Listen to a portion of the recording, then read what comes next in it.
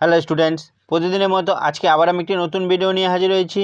আজকের আলোচনার বিষয় সিক্স সেমিস্টার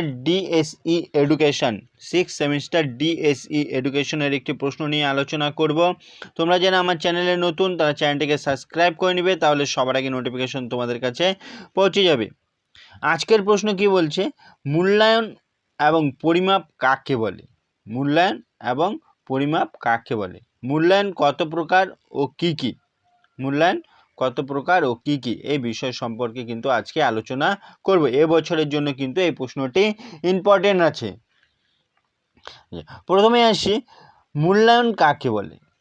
মূল্যায়ন হলো সার্বিক নিরবিচ্ছিন্ন প্রচেষ্টা এবং উপায়ের দ্বারা কাঙ্ক্ষিত উদ্দেশ্যগুলি পরিমাপগত গুণগতভাবে কতখানি বাস্তবায়িত হয়েছে তার পরিমাপ করা। আর পরিমাপ হলো এমন একটি প্রক্রিয়া যার দ্বারা কতগুলি নির্দিষ্ট নিয়ম অনুসারে শিক্ষার্থীর বিশেষ কোনো বৈশিষ্ট্যকে সংখ্যামান দ্বারা প্রকাশ করা হয়। অর্থাৎ কি হচ্ছিল, এর দ্বারা শিক্ষার্থীর কোনো মানসিক বা শিক্ষাগত বৈশিষ্ট্যের পরিমাপগত সম্পর্ককে অবগত করা হয়। সাধারণত কি হচ্ছিল, মূল্যায়ন দুই প্রকারের হয়। কি কি?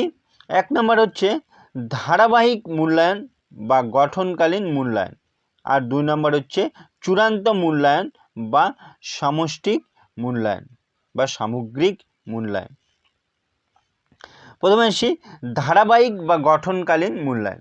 এনে কি বলছে, পাঠ চলাকালীন শিক্ষার্থীর অগ্রগতি যাচাই করে প্রয়োজনীয় নিরাময়মূলক ব্যবস্থা গ্রহণ করার জন্য যে মূল্যায়ন বা ধারাবাহিক মূল্যায়ন ব্যবহার করা হয়। পাঠ চলাকালীন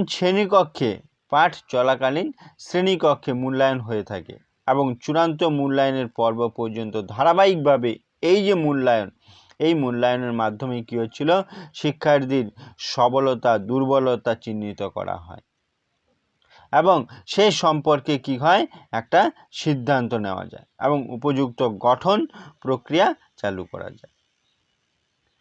মূল্যায়নের উদ্দেশ্য হলো ভবিষ্যৎ শিক্ষণকে আরও বেশি কার্যকর করা। এই ধরনের মূল্যায়নকে শিক্ষণের জন্য মূল্যায়ন বা অ্যাসেসমেন্ট ফর লার্নিং বলা হয়। এই মূল্যায়নে শ্রেণীকক্ষে শুরু থেকে শেষ পর্যন্ত আনুষ্ঠানিক হতে পারে। তারপরে বলছে চূড়ান্ত মূল্যায়ন কি? একটি নির্দিষ্ট সময় পর্যায়ে সমাপ্তিতে কি হয়েছিল, শিক্ষার্থীর অগ্রগতি এবং যাচাই করা হয়। এটাই হলো চূড়ান্ত মূল্যায়ন। এই মূল্যায়নের দ্বারা শিক্ষার্থীর পাস ফেল নির্ধারণ করা হয় এবং তাদের সাফল্যের তুলনামূলক অবস্থা নির্ণয় করে মেড বা সার্টিফিকেট প্রদান করা হয়। এই মূল্যায়নের শেষে শিক্ষার্থীর ভুল ত্রুটি সংশোধন করে শিক্ষণ সহায়তা দেওয়ার সুযোগ থাকে না।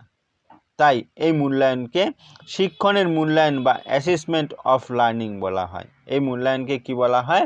Assessment of learning. আজকে এই পর্যন্তই, পরের ভিডিওতে আবার দেখা হবে। ভিডিওটি ভালো লাগলে লাইক করো, কমেন্ট করো এবং বন্ধুদেরকে শেয়ার করে দাও।